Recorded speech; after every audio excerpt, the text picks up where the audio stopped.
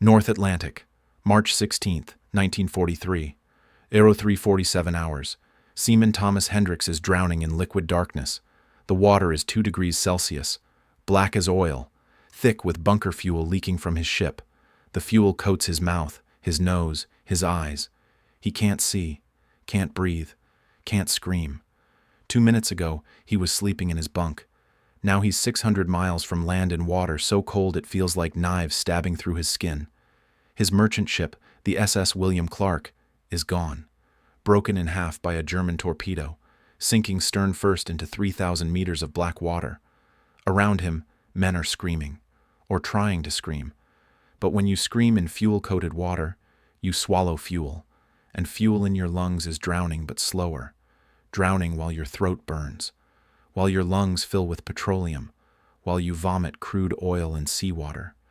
Hendricks can't find the life raft, can't see anything. The fuel is in his eyes, burning.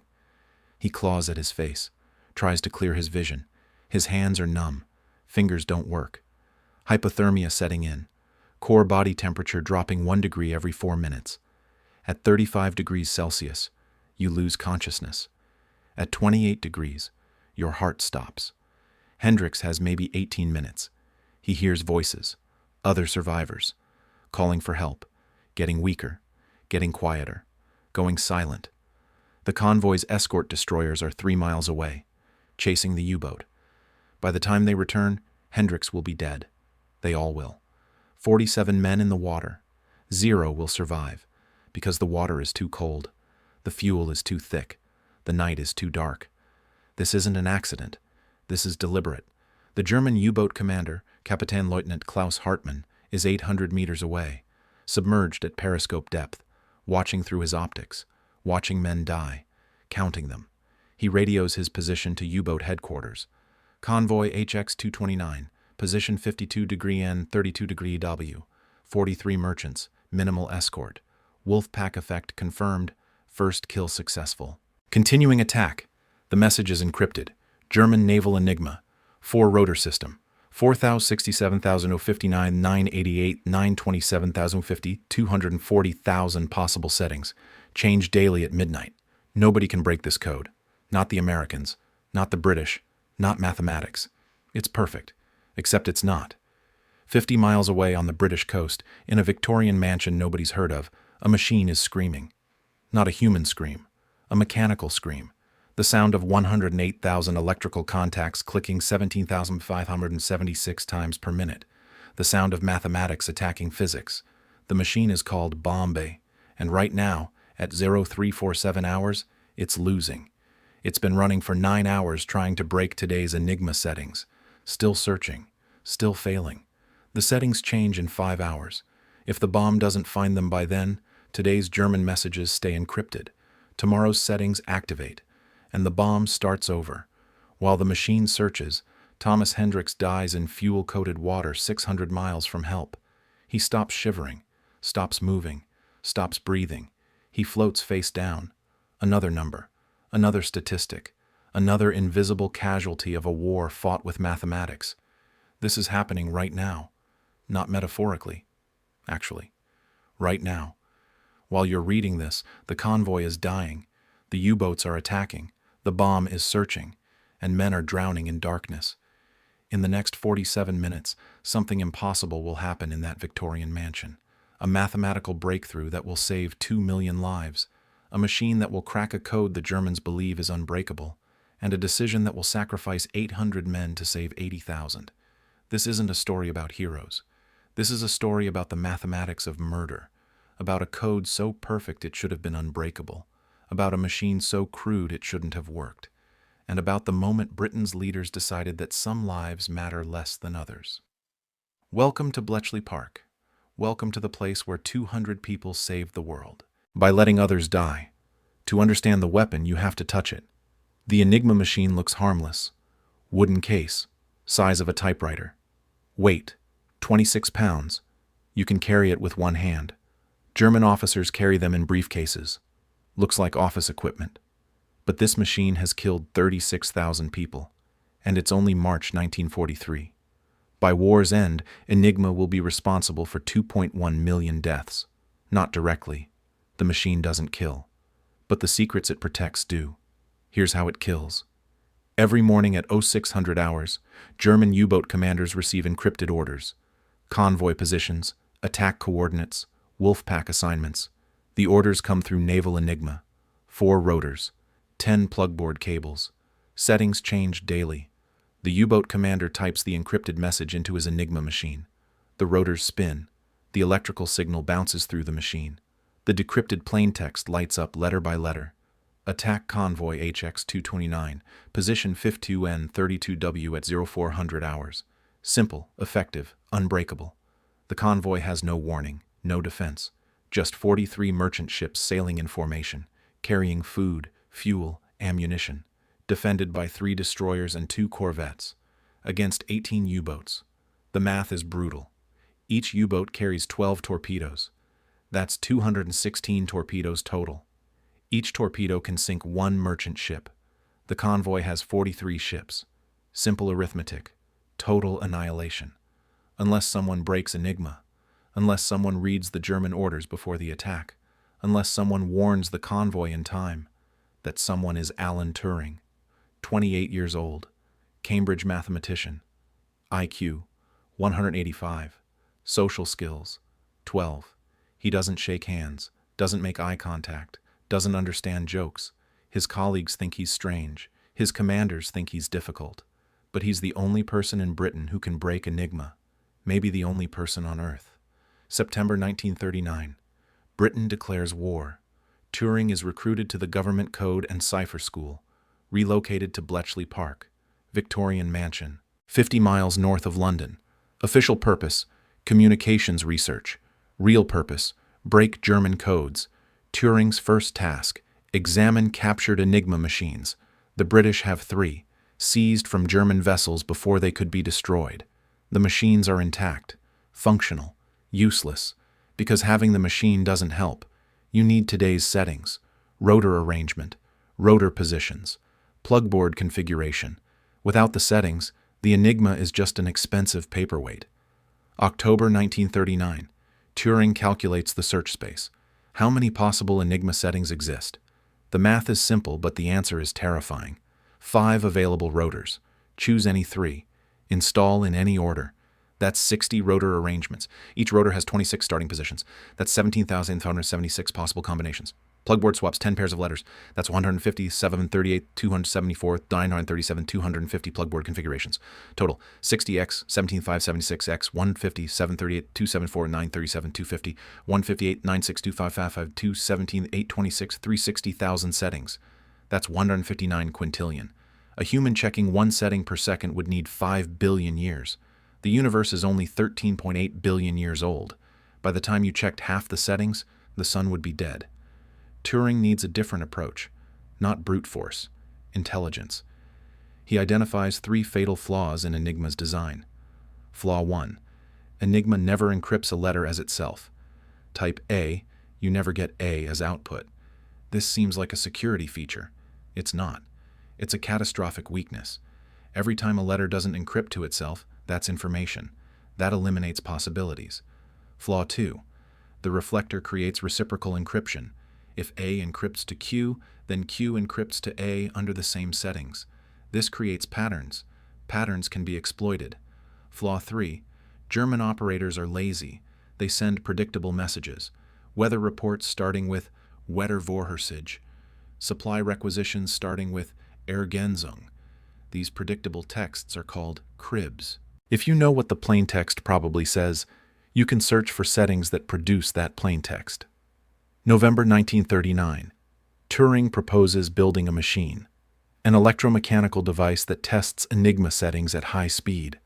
Not all 159 quintillion. Just the settings that might produce known German words. Commander Denniston, head of Bletchley Park. How much? $100,000. That's more than the entire annual budget for this facility. Yes, sir. But if it works, we'll break Enigma in hours instead of never. March 1940. Construction begins. British Tabulating Machine Company. The machine is enormous. 7 feet tall, 6 feet wide, 2,500 pounds, contains 36 Enigma equivalent scramblers, 108,000 electrical contacts, 1 mile of wire. The machine is called Bombe, named after the Polish Bombe, an earlier Enigma braking device that failed. August 1940. First bomb delivered to Bletchley Park. Turing tests it on German Army Enigma. 3-rotor system. Known plaintext. Einsatzbefehl. Deployment order. The bomb runs for 4 hours. Tests 4.2 million settings. Finds the correct configuration. Decrypts the message. Success. But Army Enigma is easy. 3 rotors. Predictable formats. The real problem is Naval Enigma. 4 rotors. No predictable formats. And the ships are dying now. October 1940. The Atlantic slaughter begins. U-boats sink 63 merchant ships. 352, 407 tons. November, 32 ships. 146,613 tons. December, 37 ships. 212,590 tons. January 1941, 21 ships. 126,782 tons. Every ship that sinks takes 15 to 20 men with it. Most drown, some burn, some freeze. All die slowly, screaming into the darkness. Nobody hears them. Nobody saves them. The convoy escorts try, but U-boats attack at night. Surfaced, running on diesel engines at 17 knots. Faster than the merchant ships, faster than most escorts. They fire torpedoes from 800 meters. Dive before the escorts react. By the time depth charges arrive, the U-boat is 100 meters deep and 2 kilometers away. February 1941. Bletchley Park intercepts 1,000 German naval messages per day. Decrypts 0. The bomb can't handle 4-rotor naval Enigma. Search space too large. Cribs too short. Time too limited. Churchill visits Bletchley Park. February 20th, 1941. He meets Turing in Hut 8. Mr. Turing, I'm told you're building a machine that can read German minds. Not minds, sir. Codes. How long until it works? It already works on 3-rotor Enigma. Naval Enigma has 4 rotors, more complex. How much more complex? 4,000 times more complex, sir. Churchill stares at him. How many ships are we losing per month? In January, 21 ships, 126,000 tons, 350 men drowned. And if you break Naval Enigma? We could reroute convoys, avoid U-boats, cut losses by 80%. 80% of 21 ships is 17 ships saved. That's 280 lives per month, 3,260 per year. Yes, sir. Churchill leans close, whispers, Mr. Turing, you're not saving 3,360 lives. You're saving Britain. If we lose the Atlantic, we lose the war. Every ship you save is a ship that keeps us fighting. Break the code. Whatever you need, whatever it costs, break it. But Turing can't break it. Not fast enough. The bomb tests settings too slowly. Even with good cribs, it takes 20 hours to break Naval Enigma. The settings change every 24 hours. By the time you break today's code, tomorrow's code is active. March 1943. Convoy HX-229. 43 merchant ships sailing from New York to Liverpool, carrying 3,400 tons of food, 12,000 tons of fuel oil, 2,600 tons of ammunition, 8,000 tons of steel, 1,200 tons of machinery, everything Britain needs to survive. The convoy is spotted by U-653 on March 16th at 0200 hours. U-653 radios headquarters. Convoy sighted position 52N32W minimal escort. The message is encrypted with Naval Enigma, transmitted at 0215 hours. Bletchley Park intercepts the message at 0217 hours. Begins decryption immediately. 3 bombs assigned. Priority Alpha. They need to break it by 0400 hours. That's when U-boat wolf packs typically attack. The bombs start clicking. 17,576 settings per minute.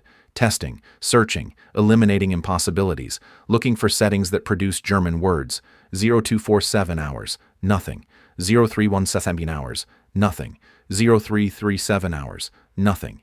Turing is in Hut 8, watching the bombs, smoking, pacing. He knows what's happening in the Atlantic. U-boats converging, wolf pack forming, 43 ships about to be attacked. 0343 hours, bomb number 7 jams, a rotor seized, bearing failure. The machine stops. Turing and 2 technicians rip open the back panel. The rotor is smoking, literally smoking. The bearing overheated. Friction welded the rotor to the shaft. They have 17 minutes.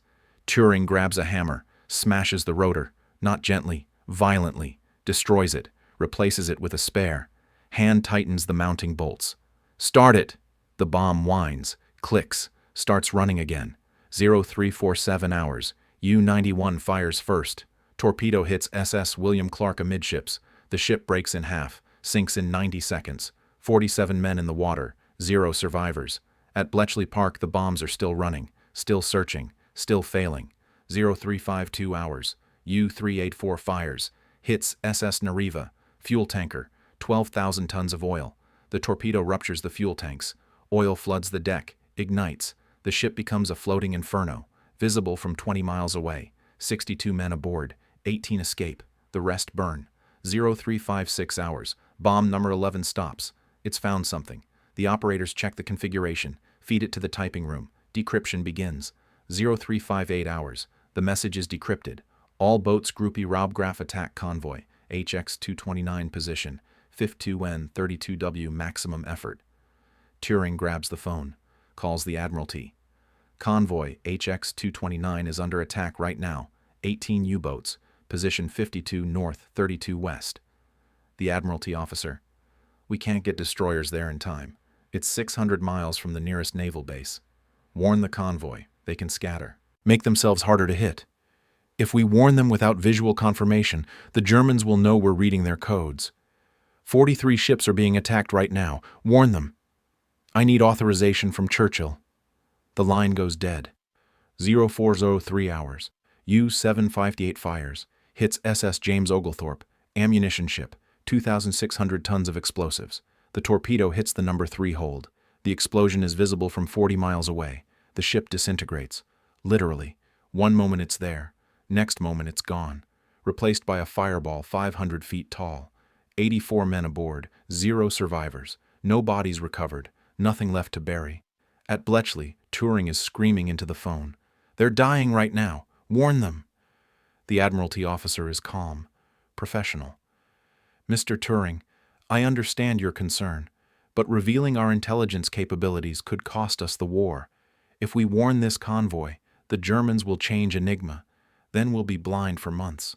Thousands more will die. Hundreds are dying right now. Yes, and that's unfortunate. But mathematics says we save more lives by not warning them. The line goes dead. Turing slams the phone down, sits, puts his head in his hands. He knows the Admiralty officer is right. The mathematics are correct. Sacrifice 43 ships to save 430. Sacrifice 860 men to save 8,600. But mathematics can't hear men screaming. Mathematics can't smell burning flesh. Mathematics can't feel the weight of 860 deaths on your conscience. By 0800 hours, the attack is over.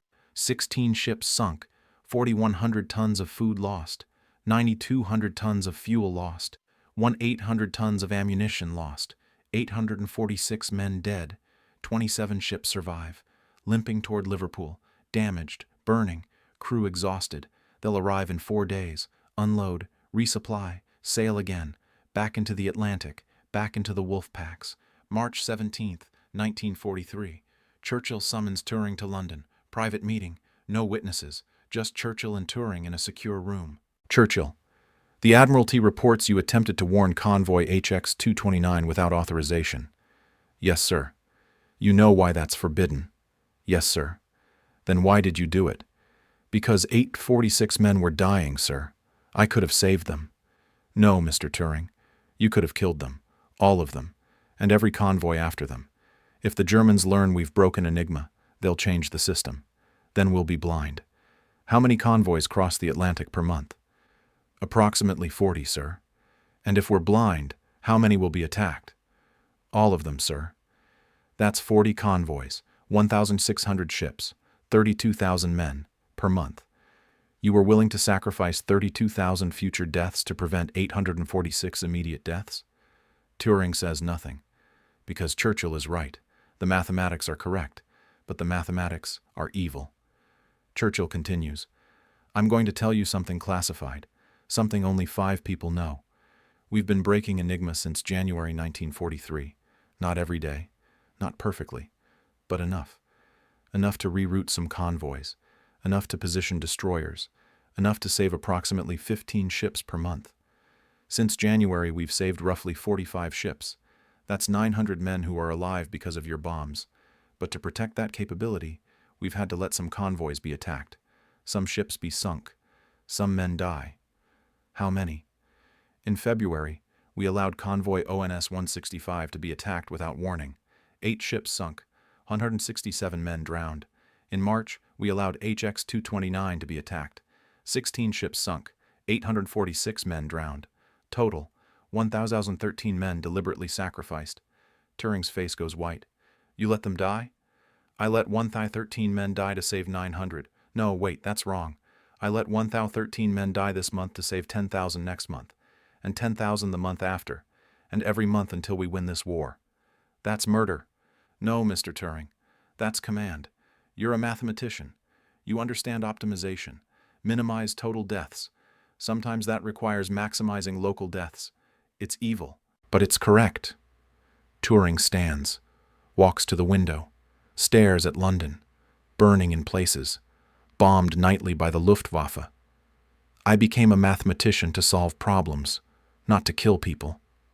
Then you chose the wrong war. In this war, mathematics kills. The Germans use mathematics to encrypt. We use mathematics to decrypt. Both sides use mathematics to aim guns, navigate ships, build bombs. Mathematics is a weapon, and you're the best weapon we have. I don't want to be a weapon. Neither do I. But we don't get to choose. The Germans chose for us when they invaded Poland. Now we fight with whatever works. Guns, bombs, mathematics, sacrificial convoys. Whatever saves the most lives in the end. Turing turns, looks at Churchill. How do you live with it? The men you sacrifice? Churchill smiles, sad, tired. I don't. I just survive it. One day at a time, and at night I don't sleep. I lie awake counting the dead, the ones I saved, the ones I sacrificed, the mathematics balance. But the guilt doesn't. April 1943. Turing requests 60 additional bombs.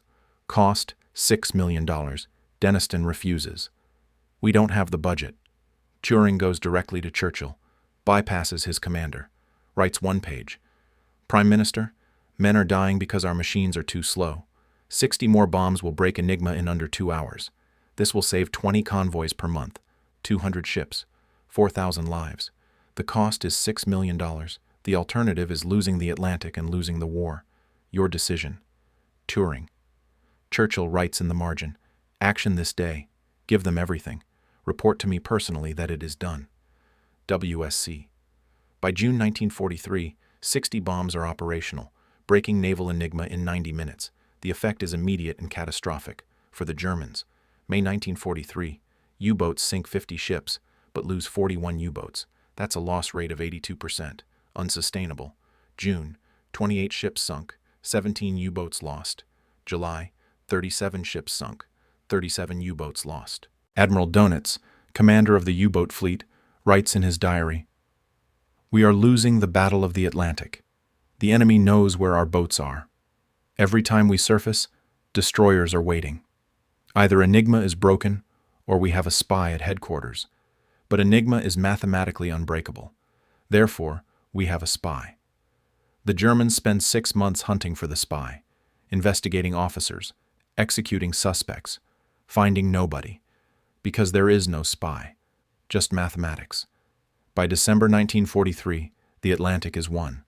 U-boat sinkings drop to 8 ships per month, then 3. By May 1944, the Atlantic is safe enough for D-Day. Operation Overlord proceeds, because Turing's machines broke Enigma. But before victory, there was horror. Horror that could have been prevented. Horror that was allowed to happen. Let me show you what acceptable losses actually means. March 17, 1943. 0420 hours. SS Nariva is burning. The fuel tanker took a torpedo amidships 20 minutes ago. 12,000 tons of oil are on fire.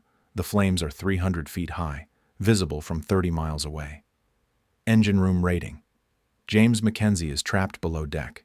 The torpedo hit directly above the engine room, ruptured the fuel lines. Oil flooded the compartment, then ignited. Mackenzie is waist deep in burning oil. The oil is 800 degrees Celsius. It's melting the steel deck plates. Mackenzie's legs are gone, not severed, melted. The flesh has liquefied, separated from the bone. He's standing on bone stumps in burning oil. He's screaming, but there's nobody to hear. The rest of the engine crew evacuated. They thought Mackenzie was already dead. They sealed the watertight doors. Standard procedure. Contain the fire.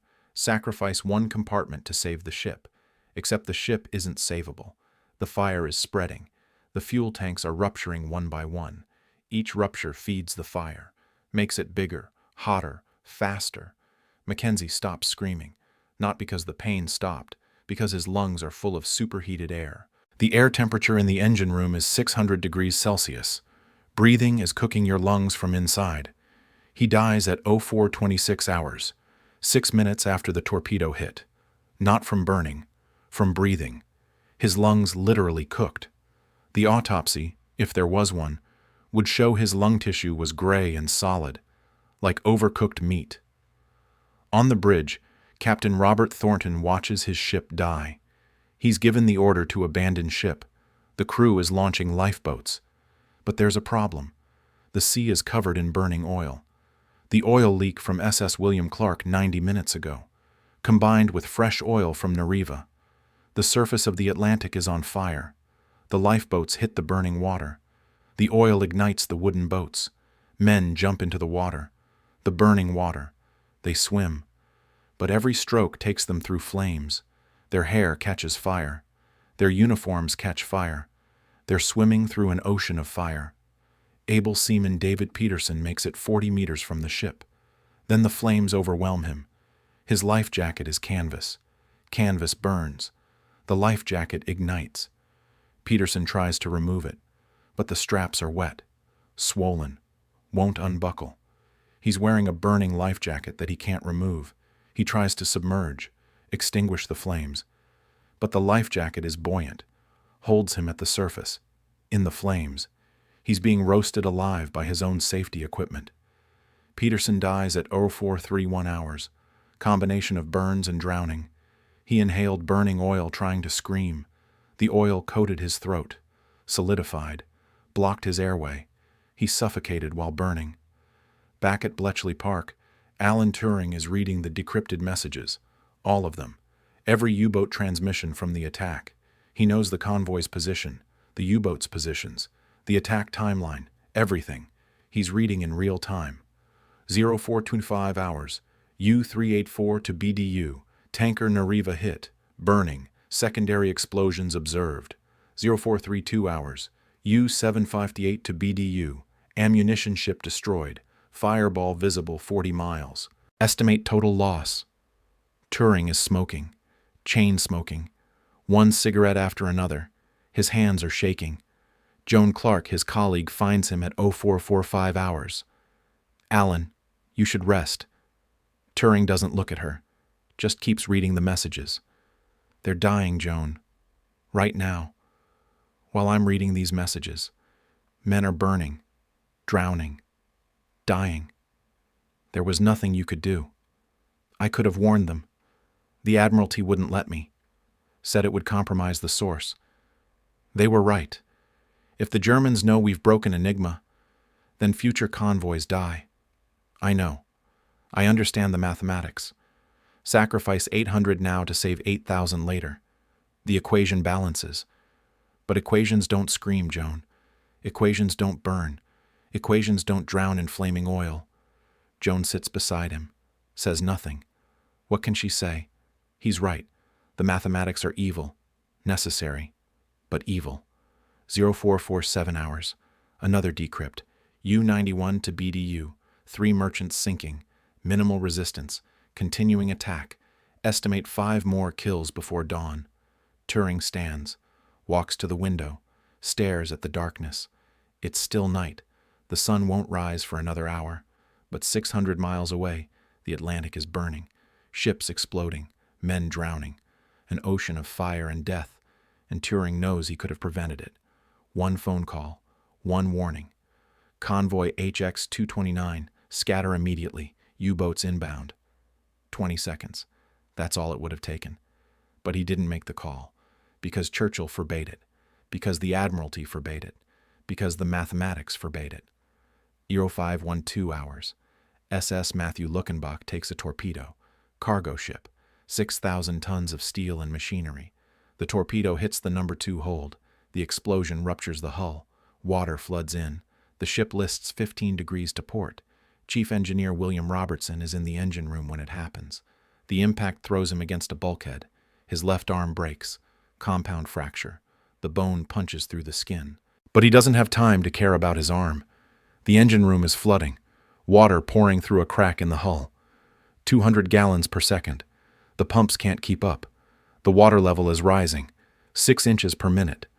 Robertson needs to shut down the engines before the water reaches them. Steam engines plus cold seawater equals explosion. The boilers will rupture. Turn the engine room into a pressure cooker. Kill everyone inside. He reaches for the main steam valve. His broken arm won't work. Can't grip. Can't turn. He uses his right arm. The valve is stuck. Hasn't been turned in months. Corroded. He pulls harder. The valve starts moving. Slowly. The water is at his knees now. Cold. North Atlantic water. 2 degrees Celsius. The cold is shocking. His legs go numb immediately. The valve is halfway closed.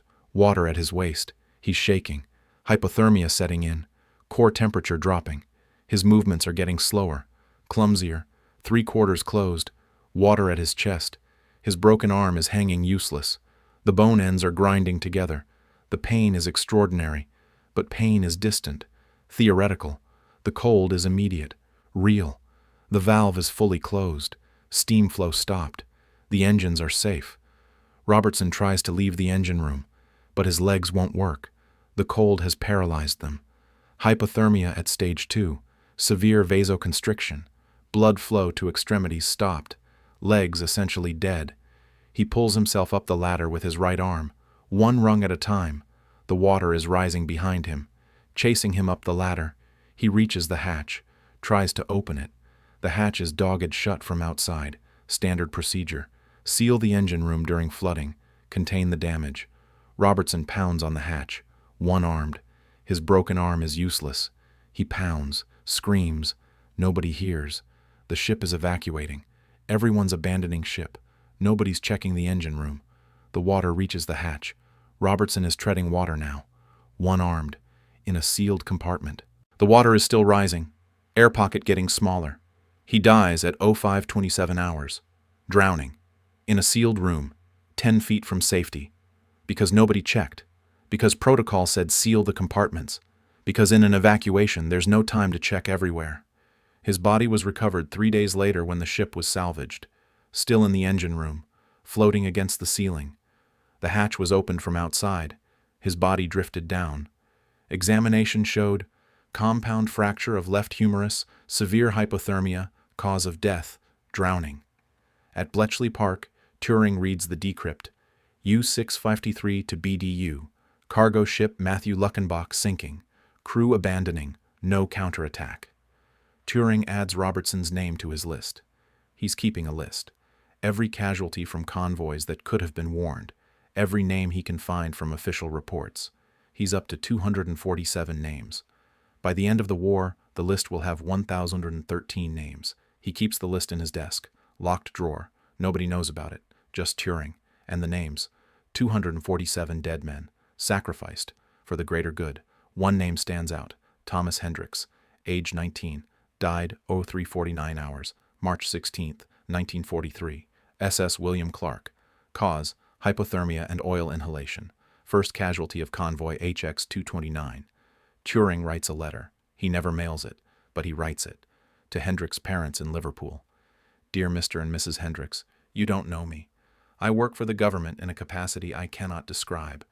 I am writing to tell you something about your son's death that you will never hear officially.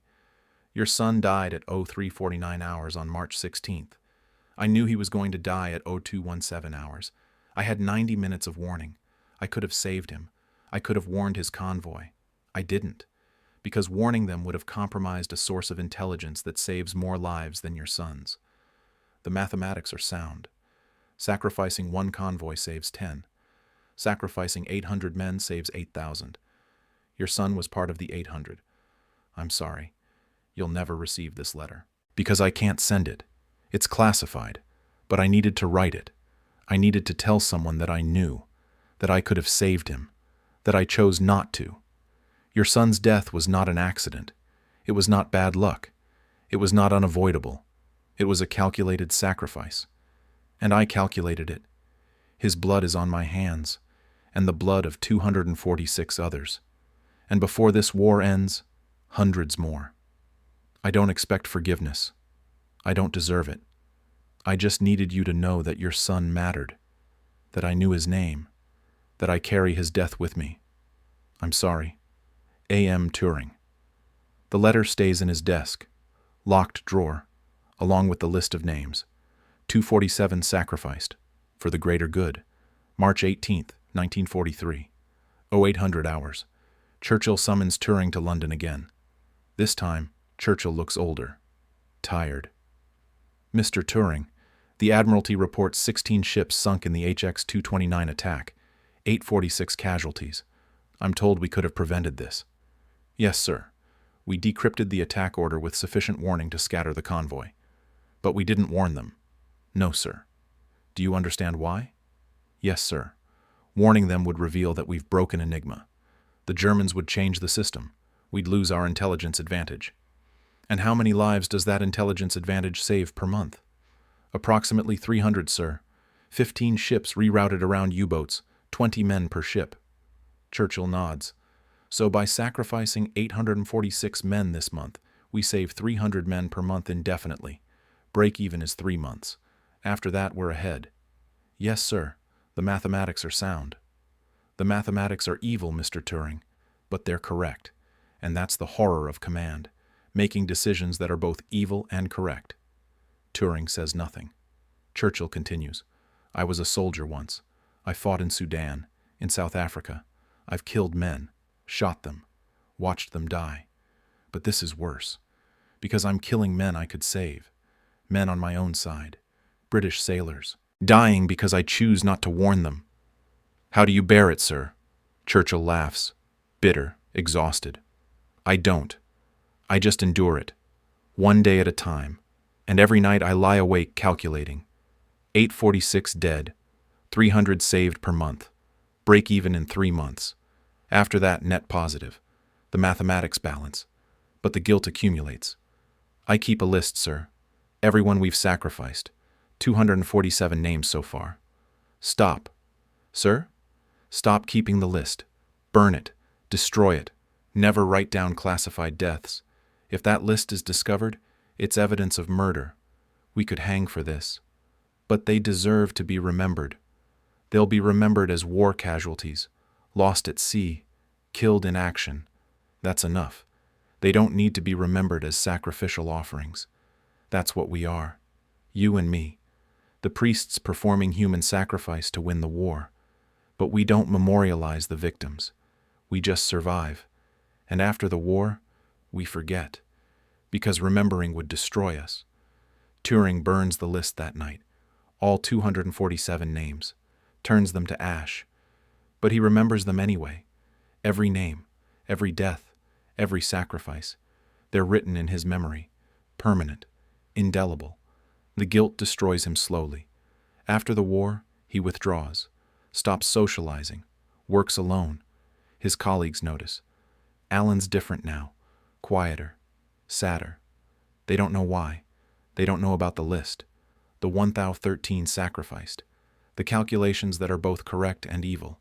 In 1952, Turing is arrested for homosexuality. Convicted. Chemical castration. The treatment destroys him faster. Depression. Impotence. Breast growth. Social isolation. June 7th, 1954. He's found dead. Cyanide. An apple. 1 bite. Suicide. Age 41. His colleagues are shocked. Why would he kill himself? The war's over. He won. He should be celebrating. But they don't understand. The war was never over for Turing. Every night he was still at Bletchley Park, still reading the decrypts, still watching men die, still calculating sacrifices. The guilt didn't end when Germany surrendered. The guilt was permanent, and eventually it killed him. Historians estimate breaking Enigma shortened the war by 2 years, saved 2 million lives, changed history. But let's be specific about what saved 2 million lives actually means, because statistics hide horror. Without Enigma intelligence, U-boats would have sunk an additional 3,000 merchant ships between 1943 and 1945. Each ship carried 20-30 crew. That's 75,000 merchant sailors who would have drowned. In water like Thomas Hendricks drowned. In fire like David Peterson burned.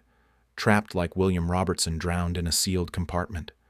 Without those merchant ships, Britain would have lost 2.4 million tons of food, enough to feed 12 million people for 1 year. Starvation in Britain would have killed 400,000 civilians, not soldiers, civilians, old people, children, dying slowly of malnutrition while watching their families waste away. Without fuel shipments, the RAF would have been grounded by September 1943. Germany would have had air superiority over Britain. The Luftwaffe would have bombed at will. Estimated casualties, 200,000 from bombing, 150,000 from post-invasion ground combat. Without ammunition shipments, D-Day wouldn't have happened, or it would have failed. Germany would have held France indefinitely. The war would have continued until 1947-1948. Additional casualties, 1.2 million military, 800,000 civilian.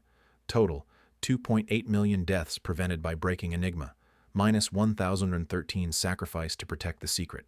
Net saved, 2,198,187 lives. The mathematics balance. But here's what the mathematics don't show. The 2.8 million people saved don't know they were saved. They lived normal lives, got married, had children, grew old, never knowing that a mathematician named Alan Turing made calculations that allowed them to exist. And the 1,013 people sacrificed never knew they were sacrifices. They thought they died in combat. Bad luck. Wrong place, wrong time. Their families got telegrams. Lost at sea. Died serving his country. No mention of the deliberate choice not to warn them. Only 6 people knew the truth. Churchill, Turing, 2 Admiralty officers, and 2 War Cabinet members. They took the secret to their graves. The files were sealed until 1995. By then, everyone involved was dead. In 1995, when the files were declassified, historians found Churchill's private notes. One entry from March 1943. Today, I committed murder. I knew Convoy HX-229 would be attacked. I had the power to warn them. I chose not to. 846 men died. I murdered them as surely as if I'd torpedoed their ships myself. But the mathematics say I saved 2,540 by killing 846. This is command. This is leadership. This is evil. But it's necessary, and I'll burn in hell for it. Another entry from June 1954, after Turing's death. Turing is dead. Suicide. The papers say it was despair over his conviction for homosexuality. Perhaps, but I think it was the weight of 1,013 names, the weight of saving 2 million by sacrificing 1,013, the weight of being right and evil simultaneously. I carry the same weight, but I'm a politician, trained to bear guilt. Turing was a mathematician, trained to find truth, and the truth is, we murdered 1,013 people. That truth killed him. The Enigma story is taught in schools now. Alan Turing broke the German code, shortened the war, saved millions. True, but incomplete. The complete story is, Alan Turing broke the German code by building a machine, used the machine to read German attack orders, then selectively chose which convoys to warn and which to sacrifice, killed 1,013 people by withholding warnings he could have sent, saved 2,798,987 by protecting his intelligence source, then was destroyed by guilt and injustice. That's the complete story, the one nobody teaches, because it's too horrifying, too complex, too evil and correct simultaneously. But it's true, every word, documented in declassified files. Churchill's diaries, Turing's letters, Admiralty records, all confirm it. The British government didn't want this story public. When the files were being prepared for declassification in 1994, there was debate. Some argued the sacrifices should remain secret. It serves no purpose to reveal that we deliberately let our own sailors die. Others argued transparency. History should be complete, including the uncomfortable parts. The Queen made the final decision. Full disclosure. The men who died deserve truth. The men who made the decisions deserve judgment. Release everything. And so in 1995, the world learned that winning World War II required human sacrifice. Literal human sacrifice. Not metaphorical, not accidental. Deliberate, calculated sacrifice. 1,013 men offered to the mathematics of war. The families were horrified. Thomas Hendricks's sister, Margaret, was 73 in 1995. She'd spent 52 years believing her brother died in combat, killed by a German torpedo. Bad luck. Then she read the declassified files, learned that British intelligence knew the attack was coming, could have warned the convoy, chose not to. They murdered him, she told reporters. They knew he was going to die, and they let it happen. For what? For mathematics? For statistics? He was 19 years old. He had his whole life ahead of him, and they sacrificed him like an animal. She sued the British government. Wrongful death. The case was dismissed. Acts of war are not subject to civil liability. The decisions made were lawful under wartime authority. Lawful, but not moral. That's the distinction. Churchill's decisions were legal, authorized, necessary, and utterly immoral. Margaret Hendricks died in 2003, age 81. Her obituary mentioned her brother. Thomas Hendricks, killed in action 1943. No mention of sacrifice, no mention of calculation, just killed in action. Because that's easier. Easier than the truth. Easier than admitting that sometimes winning requires murdering your own people. The Enigma machine is in the Imperial War Museum now, behind glass. Placard explaining how it worked.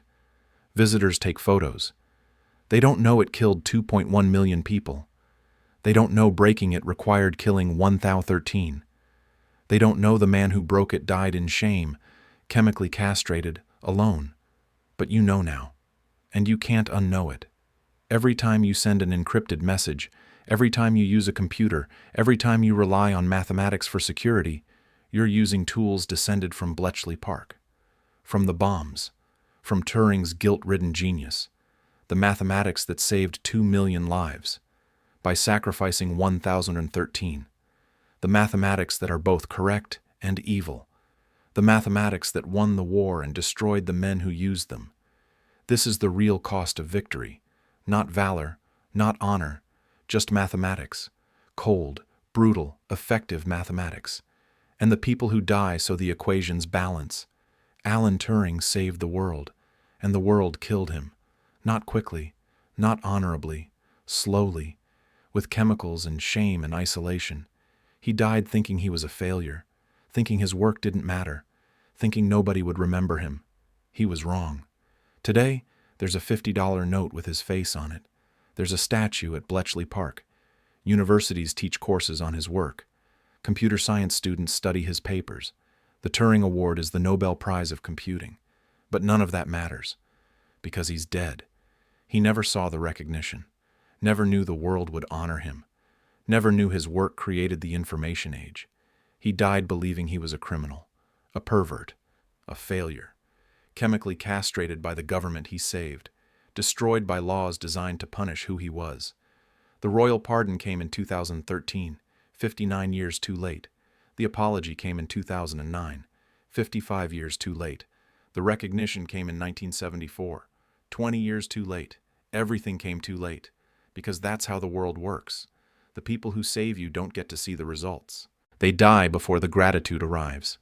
Alan Turing broke the unbreakable code, built the unbuildable machine, saved 2 million lives by sacrificing 1,013, won the war by committing murder, and he died alone, at age 41, with a cyanide-laced apple, thinking nobody cared, thinking his work didn't matter, thinking the 1,013 sacrifices were for nothing. He was wrong. The sacrifices mattered. The work mattered. He mattered. But he never knew, because we told him too late, honored him too late, forgave him too late. That's the real tragedy of Enigma, not the 1013 deliberately sacrificed, not the mathematics of murder, but the man who saved millions and died thinking he was worthless. Mathematics can calculate optimal sacrifices, but mathematics can't calculate the cost of breaking a genius's spirit. That cost is infinite, and we paid it in full. Alan Turing, 1912-1954, the man who won the war, the man who invented the computer, the man who saved 2 million lives, and the man we destroyed for being who he was. Remember his name. Remember his sacrifice. Remember that saving the world sometimes requires doing evil. And remember that the people who do that evil pay for it with their souls. This is the story of Enigma, not the brilliant code breaking, not the genius mathematics, but the terrible cost, the evil calculations, the lives saved by sacrificing others, and the man who carried that weight until it killed him. Mathematics doesn't care about morality. It only cares about truth. And the truth is, Alan Turing saved the world, and the world killed him for it. But what about the 1,013 men deliberately sacrificed, the convoys not warned, the ships allowed to sink? Churchill never spoke of it publicly, but his private papers, released in 1995, reveal the weight. One diary entry from March 1943. Today I murdered 846 men. I read the decrypted German attack order at 03:58 hours. I could have warned the convoy. I chose not to. The mathematics are sound. But mathematics cannot wash blood from your hands. Alan Turing destroyed himself after the war. Not immediately. Slowly. In 1952 he was arrested for homosexuality. Convicted. Given a choice, prison or chemical castration. He chose castration. Synthetic estrogen injections. The treatment caused depression, impotence, breast growth. June 7, 1954. Turing found dead in his home. Cyanide poisoning. An apple beside his bed. 1 bite taken. The official verdict? Suicide. He was 41 years old. The man who saved 2 million lives. Killed by the government he saved. For being who he was. The British government didn't declassify Bletchley Park until 1974. 20 years too late. Most of Turing's colleagues were dead. The bombs were destroyed. The secrets were sealed. In 2009, Prime Minister Gordon Brown issued a formal apology. In 2013, Queen Elizabeth II granted Turing a posthumous royal pardon. Too late. But here's what remains. Every encrypted message you send today uses mathematics Turing pioneered. Every computer you use descends from concepts he invented. Every algorithm, every program, every digital system traces back to Bletchley Park, to Hut 8, to the bombs clicking 17,576 times per minute. The Enigma machine was designed to be perfect. 159 quintillion settings, mathematically unbreakable. But it had 3 flaws, and one man saw those flaws, built a machine to exploit them, and broke the unbreakable code. The cost was 1,013 men deliberately sacrificed. The gain was 2 million saved. The mathematics balance. But the morality never does. This is how wars are won. Not with glory, not with honor, with evil mathematics, with calculated sacrifices, with men drowning in black water while other men decide their deaths are acceptable losses. Thomas Hendricks died at 03:49 hours, March 16, 1943. Hypothermia, fuel inhalation, drowning. He was 19 years old. From Liverpool. His parents were notified April 3rd. Lost at sea. No details. No explanation. Just lost. They never knew their son's death was deliberate. That British intelligence knew the attack was coming. That they chose not to warn the convoy. That Thomas drowned to protect a secret. And maybe that's better. Knowing your son died in war is painful. Knowing your government let him die is unforgivable. But that's the truth. The classified truth. The truth released 50 years later when everyone involved was dead. Thomas Hendricks and 1,012 others were murdered by mathematics. Sacrificed on the altar of optimization. Killed by the equation that saves the most lives by sacrificing the few. This is the real story of Enigma. Not the brilliant code breaking, not the genius mathematicians, but the terrible choices. the evil calculations, the lives saved by letting others die, and the man who broke the code, who saved 2 million lives, who was destroyed by guilt and injustice, who died alone, thinking he was a failure, never knowing the world would remember him as the man who won the war.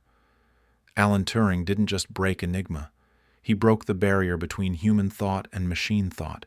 He invented the computer, created artificial intelligence, changed the world, and he did it all to stop men drowning in liquid darkness, to save convoys carrying food to Britain, to keep 2 million people alive.